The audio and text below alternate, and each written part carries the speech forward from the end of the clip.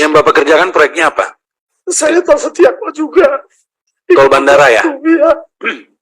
Nah, tapi hak kami tidak dipenuhi, Pak. Sampai kemarin tanggal 8 rumah saya disita, Pak. Aku mohon perhatian dari Bapak anggota DPR. Disampaikan ke Pak Jokowi, Pak Erick Thohir. Mempunyai program IKN, gitu kan. Bagaimana kita bisa memberi kepercayaan pada investor asing? Kalau misalnya ada pengaduan dari yang nyata dari kontraktor Istaka ini bahwa mereka sampai bangkrut gitu, tidak dibayar oleh badan usaha yang notabene adalah milik negara. Jadi sekali lagi saya mohon bantuan gitu kepada Bapak. Mereka sudah berkarya, sudah menyerahkan kepada negara, pemerintah, sudah dimanfaatkan, memberi manfaat, sudah memberikan revenue dari jalan tol setiap hari selama belasan tahun ini sudah dihitung pemasukannya sudah berapa kepada negara ini, Jasa Marga. Tapi sampai saat ini belum ada gitu. Nampaknya itikat baik dari berbagai pihak, baik Kementerian BUMN, baik BPA maupun lembaga-lembaga lainnya untuk punya niat baik melunasi kewajiban, melunasi hutangnya. Pimpinan Bapak Dewan semua, ini adalah salah satu contoh para korban yang ada di seluruh Indonesia. Ada salah satu korban lagi yang bisa kami contohkan, beliau adalah ikut membangun Trans Papua. Yang kejadian di Induga dulu, mereka menyewakan alat berat. Nah, alat berat itu disewa. Dan sampai sekarang alat beratnya dibakar pun ada di ujung timur Indonesia. Mereka tidak bisa hadir di sini. Mereka hanya menitipkan pesan kepada kami untuk turut memperjuangkan hak-hak mereka. Karena mereka benar-benar sangat menderita. Jadi saudara-saudara kita yang itu tahun berapa Pak yang Trans Papua? Trans Papua tahun berapa? 2018 kemarin. Istaka ya? Iya, Istaka. Jadi kemarin yang ada alat beratnya dibakar. Nah, kemarin itu mereka posisinya mereka menyewakan alat berat. Nah, ini alat berat dibakar sama BUMN juga belum dibayar sama sekali. Mereka terus bersuara dan mereka... Assalamualaikum warahmatullahi wabarakatuh. Nama saya Triatno dari CV Trijaya Abadi, Pak. Saya udah mengerjakan kewajiban yang diberikan oleh Istaka, tapi hak kami tidak dipenuhi, Pak. Sampai kemarin tanggal 8 rumah saya disita, Pak. Aku mohon perhatian dari Bapak anggota DPR. Bantu, Pak. Saya minta hak saya, Pak. Gara-gara saya kemarin tanggal 8, Pak, disita sama pengadilan, Pak. Disampaikan ke Pak Jokowi, Pak Erick Thohir. Saya sudah mengerjakan proyek-proyek tersebut, tapi nggak dibayar-bayar. Saya itu utang-utang ke bank akhirnya. Saya, Pak, kasihan dia anak istri saya, Pak. Aku mohon, Pak.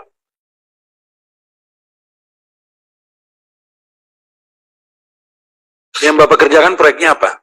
Saya tol Setiako juga. Tol bandara ya? Iya. Underpass Tunmuti. Jangan di Cianjur, Pak. Saya sudah habis pikiran kenapa kok tidak dibayar sama pemerintah. Itu aja saya mohon, Pak. Terima kasih, Pak. Nilainya berapa, Pak, waktu itu? Yang belum dibayar? 700 jutaan, Pak. 700 juta. Utang saya ke bank 300 awalnya itu, Pak. Utang di bank 300. Lalu dibayar, pasti terbayar, Pak. Bank apa, Pak? BPR, Pak. Oh, BPR. Tanggal 8 kemarin, Pak, ini eksekusi, Pak. Kasihanilah anak istri saya, Pak. Aku mohon.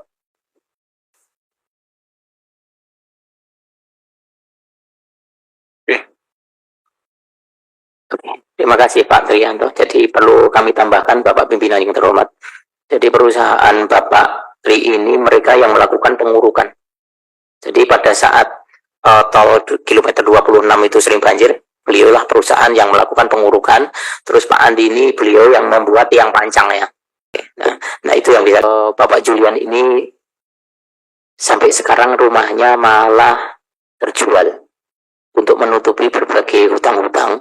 Nah, hutang tersebut dipakai untuk mengikuti proyek-proyek yang dilakukan oleh BUMN. Yang berikutnya, monggo kami persilahkan Mas Yudi dan Pak Eki untuk menambahkan pandangan-pandangannya. Terima kasih. Ingin sedikit menambahkan.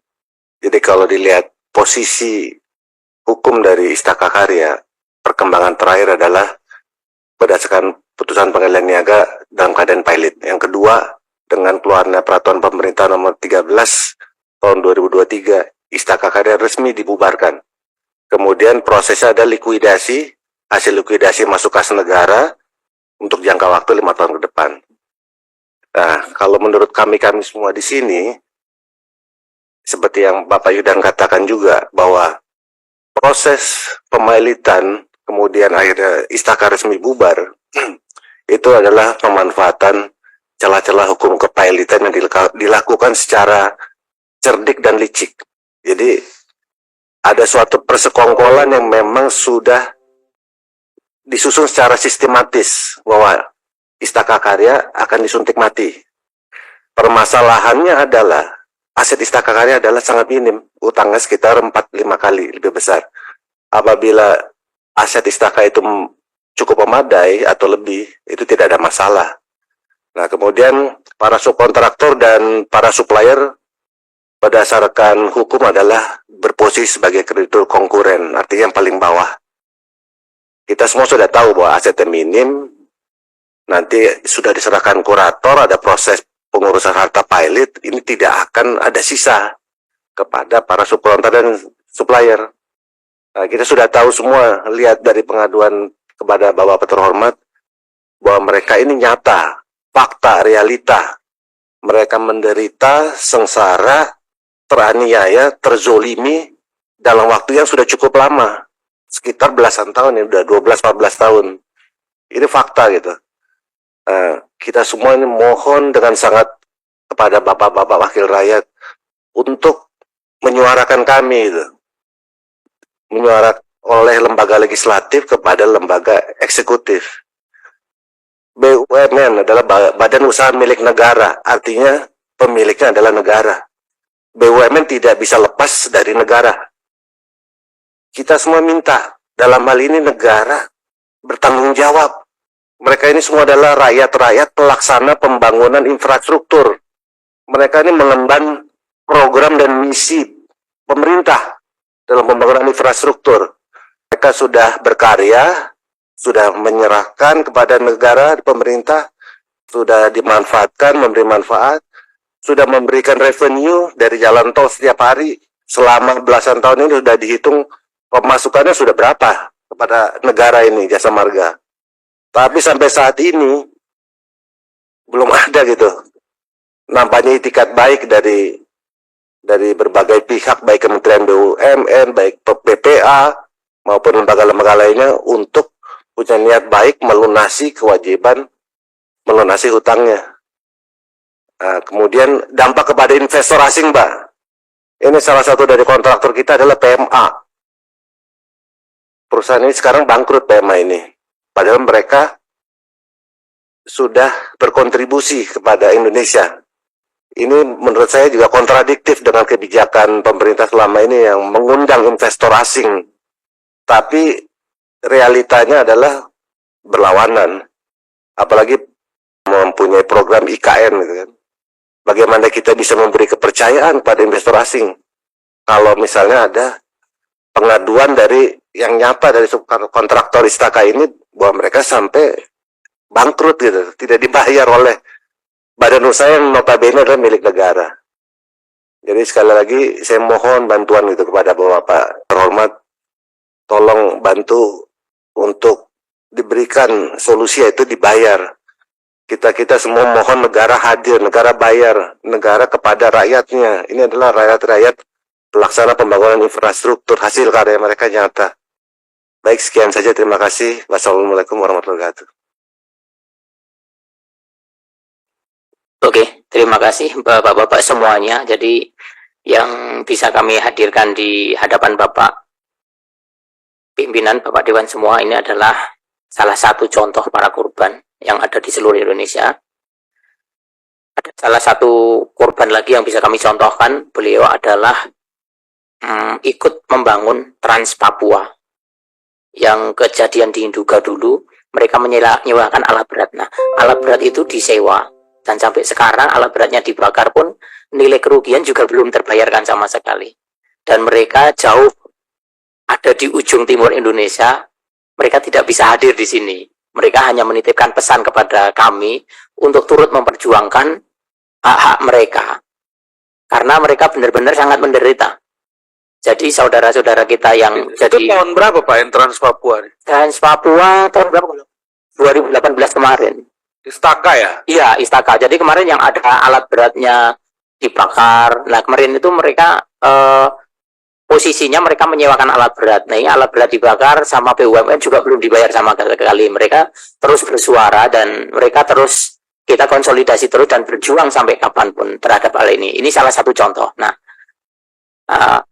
salah satu contoh lain, saudara kita di Brebes itu malah yang gantung diri seperti yang disampaikan Bapak Yudan itu, karena mereka tidak kuat menghadapi kenyataan pahit ini. Mereka sudah mengeluarkan modal, ikut membangun, ikut bekerja, tetapi tidak ada pembayaran yang signifikan. Nah, hal inilah yang 2021 yang Brebes ya. Oke. Nah, banyak sekali sebenarnya para korban-korban BUMN ini yang seyogianya kami mendapat arahan dari Bapak atas solusi-solusi ini. Jadi kami hadir di sini inilah langkah kami menggantungkan hidup dan keluarga kami terhadap nasib-nasib kami. Sebenarnya banyak UMKM yang bisa hidup. Nah, salah satu contoh bahwa Kementerian Investasi memberi dorongan kemudahan untuk berusaha. Tetapi di kementerian lain, contohnya di Kementerian BUMN, malah bertolak belakang. Jadi hal ini kami anggap dan kami pandang bertolak belakang dengan nawacita yang diproklamirkan Presiden kita di awal terpilihnya kemarin. Saat ini terjadi kementerian-kementerian menjalankan visi misinya masing-masing. Inilah yang membuat kami, para rakyat ini malah menjadi korban. Nah, saya pribadi adalah korban yang saya sampaikan di awal tadi. Saya ikut membangun underpass Kendungan, Pak. Karyawan kami semuanya disabilitas, Pak. Para korban dari letusan Merapi, Pak. Ada yang kakinya putus. Saya sendiri folio, kami buka usaha kecil-kecilan, ikut proyek BUMN yang kami harap ini BUMN bisa merangkul kami. Tetapi malah sebaliknya yang terjadi, bahwa BUMN ini mematikan, bukan untuk mensejahterakan rakyat. Terus terang kami tidak bisa hidup, Pak. Saat ini aset-aset kami sebelum kami ke Jakarta ini pun saya sudah mendapat surat peringatan dari Bank BRI, aset-aset kami akan disita juga. Jadi hampir rata-rata para korban ini mereka pinjam modal dari bank, Pak, untuk ikut berusaha itu. Saya pribadi juga begitu, Pak. Aset kami, rumah kami yang kami agunkan untuk ikut proyek juga akan disita perbankan. Nah, inilah kenyataan pahit yang selama ini barangkali dianggap tidak muncul di permukaan, tetapi ini adalah sebuah silent sound. Ini ada suara yang diam. Mereka mau berteriak, tetapi tidak bisa, Pak. Karena ada barier-barier. Ada pembatas-pembatas dalam hal negara ini, Pak. Jadi ini tadi yang bisa kami sampaikan kepada Bapak. Sekali lagi harapan kami adalah kami harap ini BUMN untuk melunasi hutang-hutangnya. Silakan BUMN untuk dipilotkan, tetapi hak-hak kami tolong diberikan karena ini keringat kami, modal-modal kami. Ini adalah tempat kami mencari makan, menggantungkan hidup anak istri kami di rumah. Anak istri kami menunggu atas perjuangan kami, karena kami sudah tidak bisa makan, Bapak Pimpinan yang terhormat. Dan kami akan melakukan perjuangan terus, sampai pembayaran ini dilakukan oleh pemerintah. Kami harap negara hadir, negara melindungi rakyatnya, agar tercapai keadilan sosial bagi seluruh rakyat Indonesia. Terima kasih. Wabillahi taufiq wal hidayah. Wassalamualaikum warahmatullahi wabarakatuh. Baik, makasih Pak. Ini mungkin biar sekalian tahu, Bapak di sini punya piutang berapa aja ya ke Istaka nih? Pak, terima kasih. Eh, Kami ngerjakan 3 jembatan di Jawa Barat, di Bekasi, di Jakarta, dan juga di jalan tol tadi, Sudiatmo. Nilainya kurang lebih 7M. Yang belum dibayar? Belum dibayar. Semuanya. Semuanya. Karena memang mereka mungkin waktu itu saya baru kasih DP aja. Habis itu lenyap. Memang waktu itu biasa saja sih, pada waktu itu ya. Saya berpikir biasa aja, nanti kita urus. Tapi ada teman-teman yang tidak terima dengan perlakuan itu, mereka mengajukan pilot. Tapi entah kenapa itu bisa diatasi dengan homologasi. Ya kami mentaati hukum, kami mengikuti, kami mengikuti. Tapi tanpa disangka, ya, ternyata dari kementerian ini berpikir beda. Bapak saya juga dulu direktur salah satu BUMN memberikan wejangan kepada saya kalau kerja dengan BUMN itu aman. BUMN. Jadi saya percaya. Tapi sekarang kalau ditanya, wah, kita nggak bisa jawab. Nah, maka dari itu, mengingat saya dan teman-teman saya di sini, ya sudah cukup lama, kami minta segera Bapak untuk mengatur kepada pihak pemerintah. Ya, karena kewajiban kami sudah kami selesaikan, jalannya mulus, tidak banjir, baik sekali, ya. Sebelah saya ini membuka gunung untuk bisa bikin jalan tol dari Bawen ya di Semarang, sehingga semua perjalanan lancar. Satu di Kentungan itu underpass, mulus, bagus ya. Saya berharap pengguna jalan menikmati jalannya dan bisa pulang ke rumah masing-masing ketemu dengan keluarganya. Jadi saya sampai nggak mengerti kenapa keputusan untuk mempilotkan dan mengorbankan krediturnya, kami ini yang mengandalkan juga bank. Sekarang bank juga kondisi perusahaan kami ya sangat sangat susah karena kita mengandalkan uang muka sekarang. Tidak ada kelebihan lagi dari kredit. Jadi kami Pak, ini biar nanti kebagian semua. Oh iya. Kalau cerita tadi kan kita sudah tahu ya Baik, kira-kira terima kasih. timeline-nya. Ya. Tadi cuma saya mau tahu profil berapa yang Iya. masih Iya. Bapak 7 miliar. Ya, sekitar Nah, 7 miliar. Bapak Pak Yudan, silakan Pak Yudan. Baik. Halo, baik Pak. Kalau saya 23 miliar Pak. tuh. Dari 26 ditawar menjadi 23 miliar. Karena itu sudah di 32. Sekarang karena kan sudah diverifikasi Pak di PKPU itu sampai berkali-kali. Homologasi ya. Iya. Kebetulan juga itu juga harus wajib pajak Pak. Jadi kita harus bayarkan pajaknya seperti itu. Nah, terakhir ini diverifikasi sama kurator yang nggak jelas ini ditawar 5M Pak saya.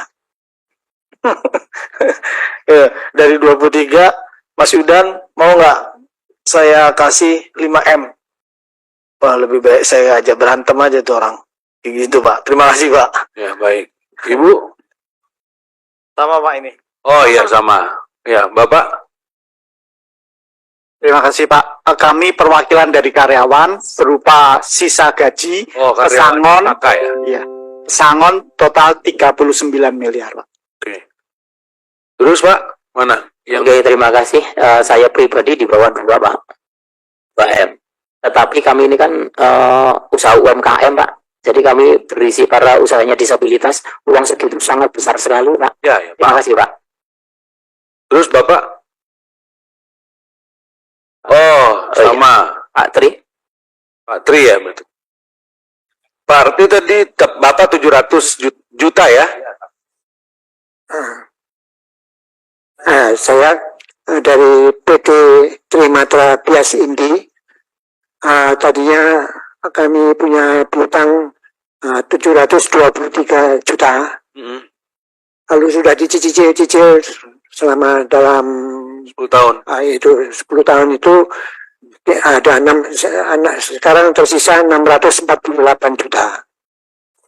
Ya, untuk kami, karena sejak COVID itu sudah tidak bisa bekerja lagi, sehingga kami juga ya terpaksa tidak punya penghasilan apa-apa. Jadi memang dari situ kami berusaha untuk dapat pensiun, Pak. Karena saya dulu bekerja di BUMN hanya dapat pesangon saja itu. Terima kasih. Wassalamualaikum warahmatullahi wabarakatuh. Baik, makasih Pak. Izin pimpinan. Jadi kami menambahkan aja. Jadi misal salah satu contoh nih yang PT Sayati atas Pak Andi itu kan 12 tahun yang lalu, misalnya 8M lah. Kalau misal sekarang nilainya kan sudah sangat berbeda. Nah, hal-hal seperti inilah yang perlu menjadikan perhatian pemerintah. Di samping itu ada korban kita yang di luar tadi hanya ada yang 40, ada yang 30 juga. Jadi macam-macam. Begitu Bapak Pimpinan yang terhormat. Terima kasih. Ya. Baik, kita sudah dengar cerita atau kisah dari Dewan yang terhormat semuanya. Kami sungguh terharu dan sangat mengapresiasi. Ternyata di luar ekspektasi kami, ternyata kita mendapat tanggapan yang sangat luar biasa. Ini sekali lagi kami ucapkan terima kasih. Semoga ini menjadi sebuah pembelajaran dalam kita berkehidupan bernegara agar pelaksanaan pembangunan akan lebih baik lagi ke depannya. Jangan sampai muncul istilah ini adalah penjajahan gaya baru. Kita menjajah bangsa yang notabene di luar negara kita, sekarang kita sama-sama terjajah. Kami merasa terjajah terus terang dengan kondisi seperti ini. Karena apa? Kami mengeluarkan keringat, mengeluarkan modal, ternyata kami nggak bisa makan. Kita ikut membangun, ternyata cuma kerja rodi. Kita nggak bisa menghidupi anak istri kami. Jadi anak istri kami menunggu di rumah pun nggak bisa beli beras, terus terang jujur. Aset kami mau disita. Hal inilah yang menjadi keprihatinan kami. Harapan kami ke depan ini akan menjadi sebuah tonggak sejarah perubahan dalam hidup berbangsa dan bernegara yang lebih baik, khususnya dalam bidang infrastruktur. Apalagi kami, saya seorang folio, Bu, saya folio kaki kiri. Saya langsung nyetir kaki satu dari Jogja, Pak, untuk memperjuangkan kawan-kawan ini semua. Jadi ada 20 juta kawan-kawan disabilitas yang menggantungkan inspirasi dari perjuangan ini. Karena selama ini teman-teman disabilitas itu hanya kental dengan isu-isu sosial, Bu, yang selama ini menjadi beban. Dan kami mencoba bermigrasi dengan bidang ekonomi agar kami tidak menjadi beban negara, agar kami bisa menjadi subjek dalam pembangunan ini. Terima kasih sekali lagi atas perhatiannya. Kami hanya mohon izin ingin bertemu Pak di hadapan Bapak nanti. Terima kasih Pak. Assalamualaikum warahmatullahi wabarakatuh. Waalaikumsalam. Waalaikumsalam. Jadi dengan demikian kita tutup rapat dengar pendapat umum ini ya.